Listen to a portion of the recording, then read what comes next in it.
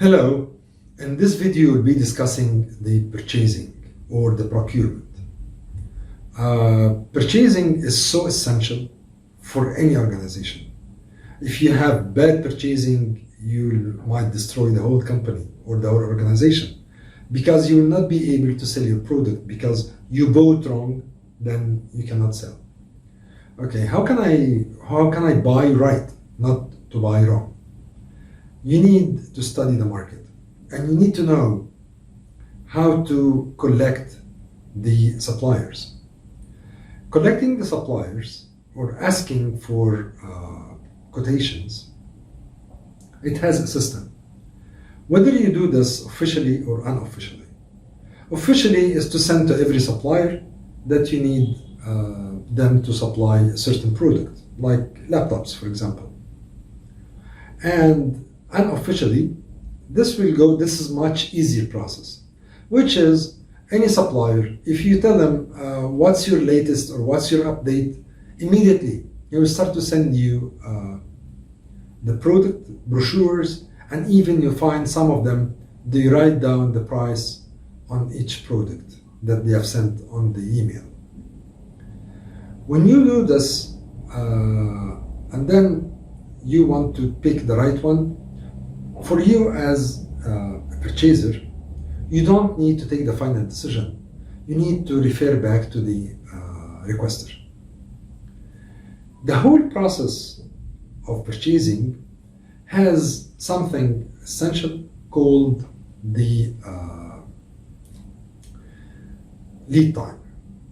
What is a lead time? Lead time has three facts or three periods. You have interior lead time, then exterior lead time, then another interior lead time. The first one, the first interior lead time, which is the time from the requester is requesting something, and then the internal process he will check in the warehouse and then the accounts, and then you start to make your process, which is calling for quotations, and then you issue the LPO. From the very moment the supplier receives the LPO and he signs for it, starts the external lead time. It can take a few days or a month, it depends on the product. For example, uniforms, it can take you 45 days. While other items, like a shelf item, can take you 1 day or two. Okay. And then when it's received in, once the supplier puts in the product in your warehouse, starts the second internal lead time till the product gets to the warehouse, and then quality check, and then accounts and all the stuff. Then the requester gets the product. For you, as well as a purchaser, you need to prevent what we call a backdoor sales, which is sometimes the salesperson of a certain brand or certain product will go behind the purchasing people and go direct to the concerned department. He will offer what he has, and then you'll find all of a sudden one of the requesters is sending you the full quotation with the price, and then he will tell you, please get this product. In this case, you need to lock down this supplier. You need to block him. Why? Because there is a bias. There is something wrong goes with that. It's so fishy. Don't take that as a supplier. You need to have the power of negotiation. You need to have the power over the supplier, because you need to get the best price.